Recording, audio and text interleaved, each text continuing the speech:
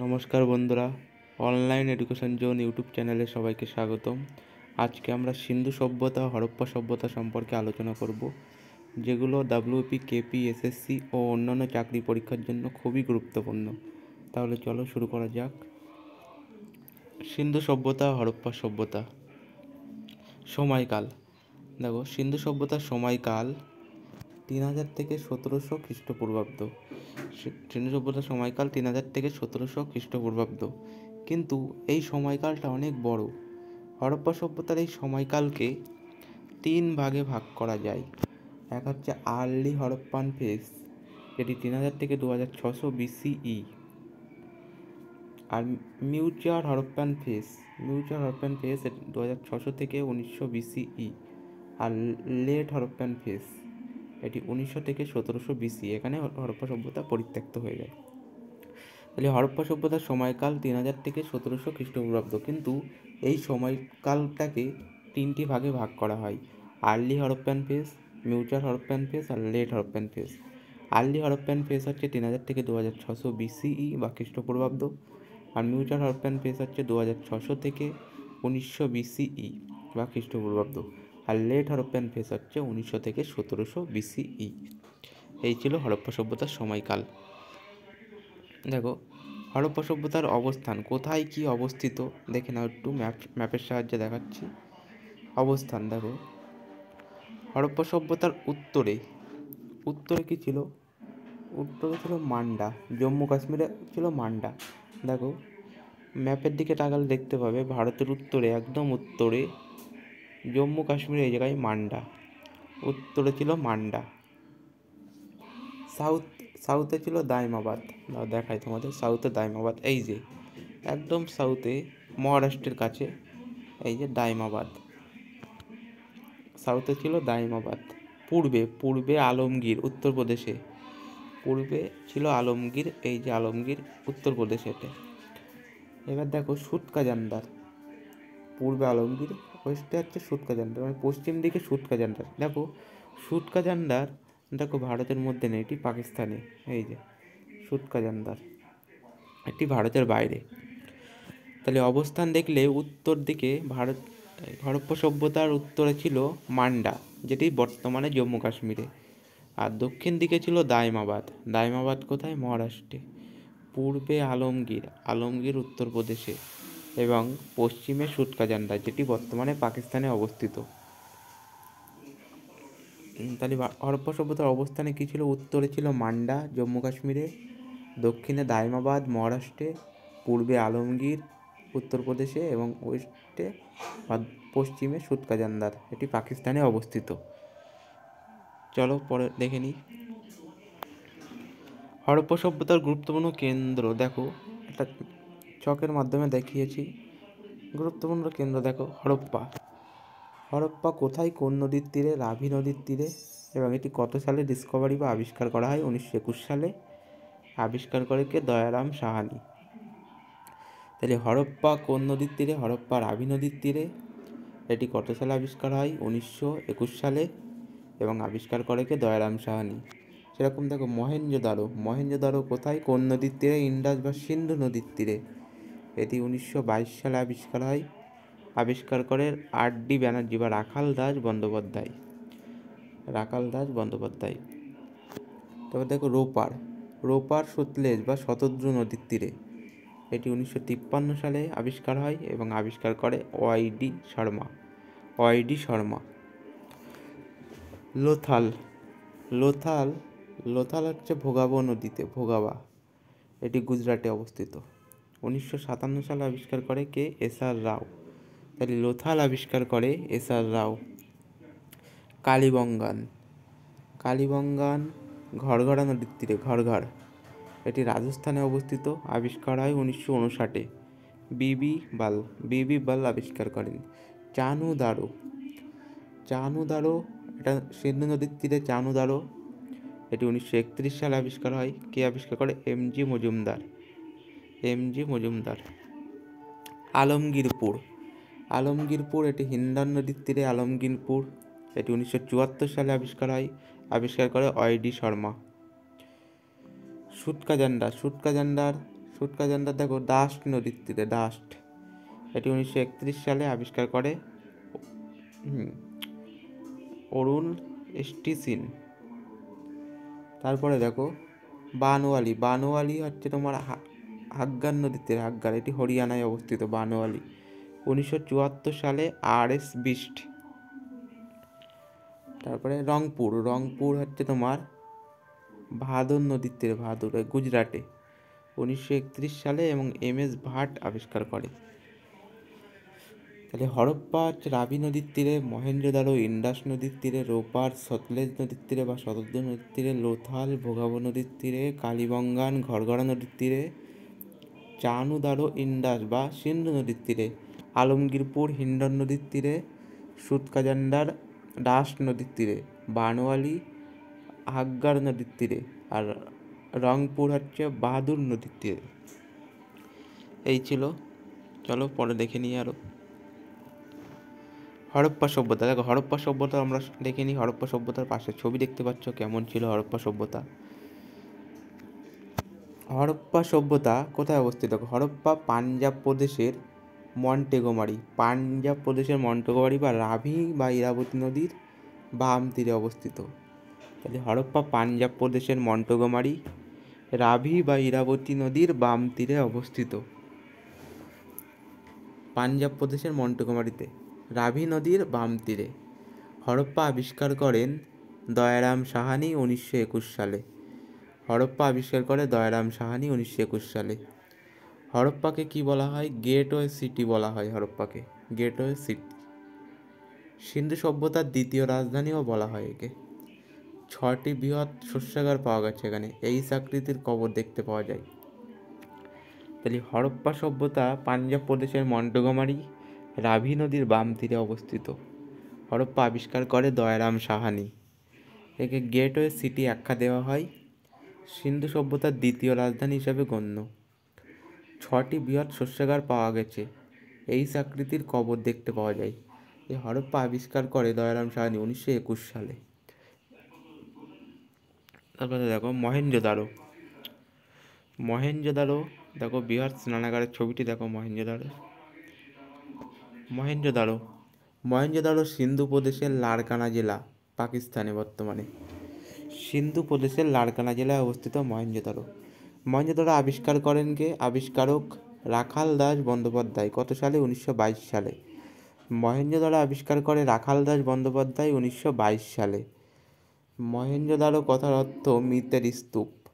মহেঞ্জোদারো কথার অর্থ মৃতের স্তূপ। এটি সভ্যতার বৃহত্তম ও গুরুত্বপূর্ণ নগরী। এটি ছিল সভ্যতার বৃহত্তম ও গুরুত্বপূর্ণ নগরী। ব্রোঞ্জের নিত্যরত নটরাজের মূর্তি পাওয়া গেছে। ব্রোঞ্জের মূর্তি পাওয়া গেছে এই মহেঞ্জোদারোতে। পশুপতি শিবের মূর্তি ও দাড়িওয়ালা মানুষের প্রতিকৃতি পাওয়া যায়। পশুপতি শিবের মূর্তি ও দাড়িওয়ালা মানুষের প্রতিকৃতি পাওয়া যায়। অ্যাসেম্বলি হল পাওয়া যায় মহেঞ্জোদারোতে। আর সব থেকে যেটি ইম্পর্টেন্ট, বিখ্যাত নির্মাণ হলো বৃহৎ স্নানাগার। এই যে দেখতে পাচ্ছ ছবিতে স্নানাগার, এই যে স্নানাগারটা, এটি হচ্ছে তোমার, এর দৈর্ঘ্য ছিল তোমার 108, এখান থেকে দৈর্ঘ্য ছিল 108, 180, দৈর্ঘ্য ছিল 180 এবং প্রস্থ ছিল 108 এবং এর গভীরতা ছিল 8 ফিট, 8 ফিট গভীর ছিল। তাহলে স্নানাগারটি বিখ্যাত নির্মাণ, বৃহৎ স্নানাগার। এর দৈর্ঘ্য ছিল 180, প্রস্থ ছিল 108 এবং গভীর ছিল 8 ফিট। চলো লোথাল, পরবর্তী কোশ্চেন দেখো। লোথাল দেখো, লোথাল অবস্থিত গুজরাটে। লোথাল অবস্থিত গুজরাটে। আবিষ্কারককে SR রাও 1957 সালে। অবস্থিত গুজরাটে, লোথাল অবস্থিত গুজরাটে। এর আবিষ্কারক হচ্ছে SR রাও 1957 সালে। এখানে কি পাওয়া যায়? বন্দরের উল্লেখ পাওয়া যায়, ধান চাষের উল্লেখ পাওয়া যায়, টেরাকোটা মডেলের জাহাজ পাওয়া যায়। এই যে টেরাকোটা মডেলের জাহাজ, এই যে সাদা রঙের মাটির তৈরি জাহাজ, টেরাকোটা মডেলের জাহাজ। পুরুষ ও স্ত্রী একসঙ্গে কবরে দেখতে পাওয়া যায়, আগুনের বেদি পাওয়া যায়। তাহলে লোথাল অবস্থিত হচ্ছে গুজরাটে। এর আবিষ্কারক হচ্ছে SR রাও আবিষ্কার হয় 1957 সালে। বন্দরের উল্লেখ পাওয়া যায়, ধান চাষের উল্লেখ পাওয়া যায়, টেরাকোটা মডেলের জাহাজ পাওয়া যায়, পুরুষ স্ত্রী একসঙ্গে কবরে দেখতে পাওয়া যায়, আগুনের বেদি পাওয়া যায়। এই যে জাহাজটি, এটি টেরাকোটা মডেল, মানে মাটির তৈরি করা হয়েছিল এই জাহাজটি। আর পাশে দেখো লোথালের ছবি, এখানে বন্দর ছিল এই এলাকায়। তারপরে কালীবঙ্গান। কালীবঙ্গান কোথায় অবস্থিত? কালীবঙ্গান অবস্থিত রাজস্থানে। ভারতের রাজস্থান রাজ্যের হনুমানগড় জেলায় ঘরঘরা নদীর বাম তীরে অবস্থিত। রাজস্থান রাজ্যের হনুমানগড় জেলায় ঘরঘরা নদীর বাম তীরে অবস্থিত। এর আক্ষরিক অর্থ কালোচুরি। কালীবঙ্গানের আক্ষরিক অর্থ হচ্ছে কালোচুরি। ইতালীয় ইন্ডোকলিস্ট লুইগি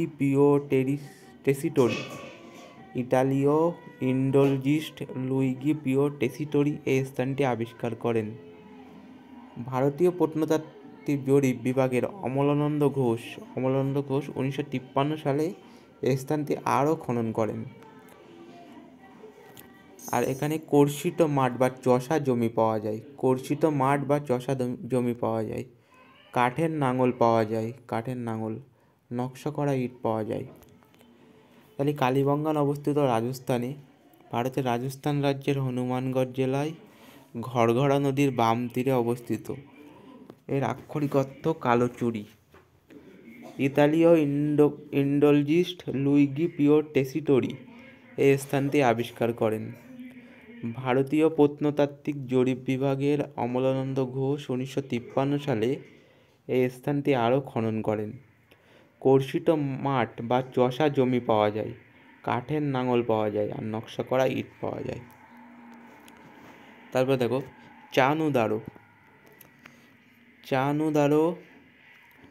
চানুদারো হলো সিন্ধু সভ্যতার একটি গুরুত্বপূর্ণ প্রত্নতাত্ত্বিক স্থান, যা বর্তমানে পাকিস্তানের সিন্ধু প্রদেশে অবস্থিত। চানুদারো সিন্ধু সভ্যতার একটি প্রধান শিল্পকেন্দ্র, যা মূলত হস্তশিল্প উৎপাদনের জন্য নিবেদিত ছিল। চানুদারোয় হস্তশিল্প উৎপাদনের জন্য নিবেদিত ছিল।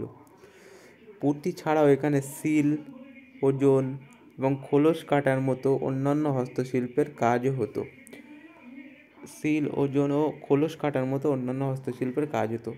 এটি ছিল এই সভ্যতার একমাত্র স্থান যেখানে কোনো দুর্গ ছিল না। এর আবিষ্কারক এন.জি. মজুমদার 1931 সালে। চলো পরে দেখে নিই।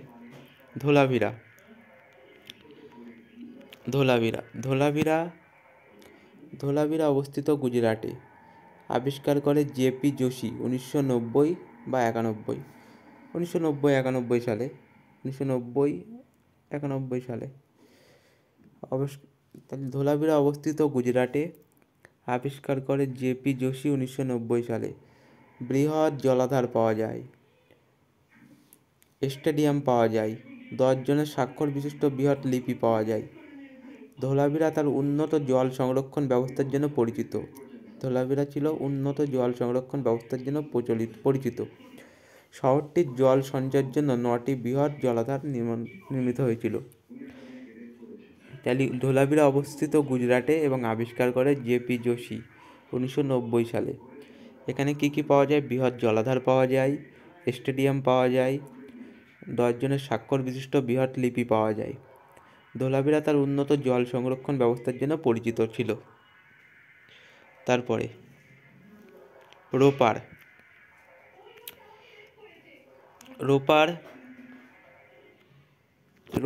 ভারতের পাঞ্জাব রাজ্যের একটি শহর, যা এখন রূপনগর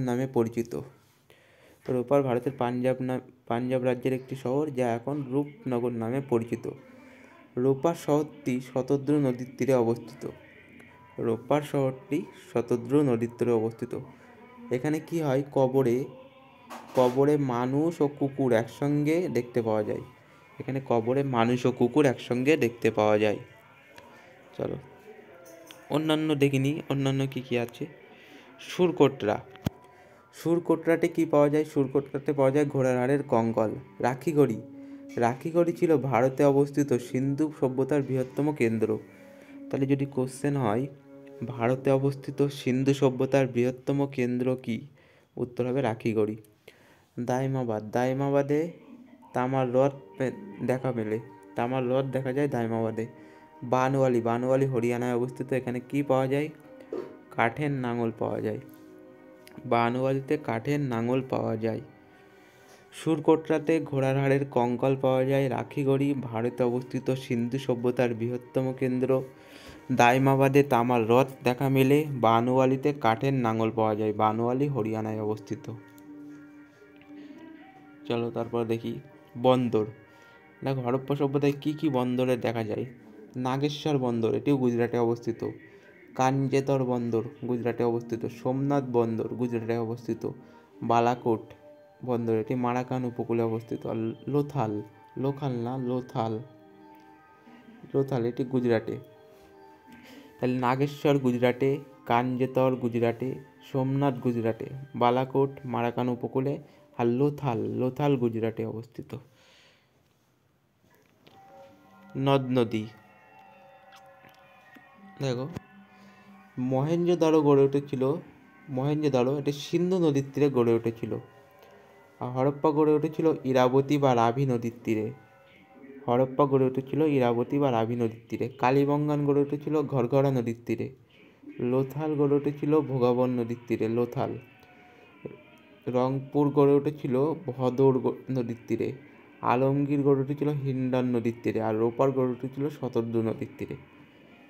তাহলে মহেঞ্জোদারো সিন্ধু নদীর তীরে, হরপ্পা ইরাবতী বা রাভি নদীর তীরে, কালীবঙ্গান ঘরঘরা নদীর তীরে, লোথাল ভোগাবন নদীর তীরে, ভদর নদীর তীরে রংপুর, আলমগীর হিন্ডন নদীর তীরে, আর রোপার শতদ্রু নদীর তীরে গড়ে উঠেছিল। ধর্ম ও সংস্কৃতি, সিন্ধু সভ্যতায় কি ধর্ম কেমন ছিল? দেখো সিন্ধু সভ্যতায় মাতৃতান্ত্রিক সমাজ ছিল, মাতৃতান্ত্রিক সমাজ ছিল সিন্ধু সভ্যতায়। অশ্বত্থ গাছ, জনি, কুটযুক্ত ষাঁড়, ঘুঘু ও পায়রা একশৃঙ্গ গণ্ডারের পুজো করত। পশুপতি শিবের পুজো করত। পশুপতি মহাদেবের শিলে প্রাপ্ত পশুগুলি হলো বাঘ, ষাঁড়, হরিণ, হাতি, গণ্ডার। এই যে এখানে আছে, এই যে বাঘ, এখানে আছে এই ষাঁড়, এই হরিণ, এই হাতি, এই গণ্ডার, এই পাঁচটা। পশুপতি মহাদেব শিলে প্রাপ্ত পশুগুলি হলো বাঘ, ষাঁড়, হরিণ, হাতি, গণ্ডার। তাহলে সিন্ধু সভ্যতার সমাজ ছিল মাতৃতান্ত্রিক সমাজ। এখানে কি অশ্বত্থ গাছ, জনি, কুটযুক্ত ষাঁড়, ঘুঘু ও পায়রা একশৃঙ্গ গণ্ডারের পুজো করত। পশুপতি শিবের পুজো হতো। এই পাশের ছবিটি পশুপতি শিবের ছবি। পশুপতি মহাদেব শিলে প্রাপ্ত পশুগুলি হলো বাঘ, তারপর হচ্ছে ষাঁড় ও হরিণ, হাতি আর গণ্ডার। বাণিজ্য, বাণিজ্য সবচেয়ে বেশি বাণিজ্য হতো মেসোপটেমিয়ার সাথে। সবচেয়ে বেশি বাণিজ্য হতো মেসোপটেমিয়ার সাথে। তারা সিন্ধু সভ্যতার অধিবাসীদের বলতো মেলুহা। তারা সিন্ধু সভ্যতার অধিবাসীদের বলতো মেলুহা। তাহলে সবচেয়ে বেশি বাণিজ্য হতো মেসোপটেমিয়া বা সুমের, সুমেরের সঙ্গে। সুমের, সবচেয়ে বেশি বাণিজ্য হতো মেসোপটেমিয়া বা সুমেরের সঙ্গে। সিন্ধুর বণিকদের পণি বলা হতো। সিন্ধুর বণিকদের পণি বলা হতো। সিন্ধু সভ্যতার আদিবাসীরা সোনা আমদানি করত আফগানিস্তান থেকে। সিন্ধু যুগে ব্যবসা বাণিজ্যের মাধ্যম ছিল বিনিময়। তাহলে সবচেয়ে বেশি বাণিজ্য হতো মেসোপটেমিয়া বা সুমেরের সাথে। তারা সিন্ধু সভ্যতার অধিবাসীদের বলতো মেলুহা। সিন্ধুর বণিকদের পণি বলা হতো। সিন্ধু সভ্যতার অধিবাসীরা সোনা আমদানি করত আফগানিস্তান থেকে। সিন্ধু যুগে ব্যবসা বাণিজ্যের মাধ্যম ছিল বিনিময়। এ দেখো পাশের এই ছবিটি দেখো, এখানে অনেক রকম সিল আছে। দেখো এখানে আছে বেশিরভাগ সিলে ষাঁড়ের ছবি দেখা যাচ্ছে, হাতির ছবি দেখা যাচ্ছে, বাঘ, কিন্তু এখানে কোনো ঘোড়ার চিহ্ন নেই। তাই সিন্ধু সভ্যতায় কোনো ঘোড়ার অস্তিত্ব পাওয়া যায় না, বুঝলে। চলো পরবর্তী দেখে নিই। অন্যান্য সিন্ধু সিন্ধুর অধিবাসীরা লোহার ব্যবহার জানতো না। তাহলে সিন্ধুর অধিবাসীরা লোহার ব্যবহার জানতো না। ঘোড়ার কোনো অস্তিত্ব ছিল না, আমি তো দেখালামই, সিলে কোনো ঘোড়ার ছবি নেই। তাহলে সিন্ধু সভ্যতার রাস্তাগুলি ছিল সমকোণে বিন্যস্ত। দেখো এখানে রাস্তাগুলি দেখো, সব 90 ডিগ্রি অ্যাঙ্গেলে সমকোণে বিন্যস্ত। এখানে নর্দমা ছিল পোড়া ইটের এবং বাড়িঘরও ছিল পোড়া ইটের। ইটের সাইজ ছিল 1:2:4। মাংস, সামুদ্রিক শুকনো মাছ, গম, চাল ইত্যাদি তারা খেত। আর গৃহপালিত পশু ছিল কি? গরু, মহিষ, ভেড়া, হাতি। চাষ করা হতো গম, যব, বাদাম, তুলা, এগুলি চাষ করা হতো। তাহলে সিন্ধু অধিবাসীরা লোহার ব্যবহার জানতো না, ঘোড়ার কোনো অস্তিত্ব ছিল না, সিন্ধু সভ্যতার রাস্তাগুলি সব সমকোণে বিন্যস্ত ছিল, নর্দমা ছিল পোড়া ইটের সাইজ ছিল 1:2:4, মাংস, সামুদ্রিক শুকনো মাছ, গম, চাল ইত্যাদি খেত, গৃহপালিত পশু ছিল গরু, মহিষ, ভেড়া, হাতি, চাষ করা হতো গম, যব, বাদাম, তুলো। এই ছিল হরপ্পা সভ্যতার বিস্তারিত আলোচনা। তো ভিডিওটি তোমাদের কেমন লাগলো অবশ্যই কমেন্ট করে জানাবে, চ্যানেলটিকে সাবস্ক্রাইব করে দেবে। চলো দেখা হচ্ছে পরবর্তী আবার নতুন ভিডিওতে। আজকে এই পর্যন্তই।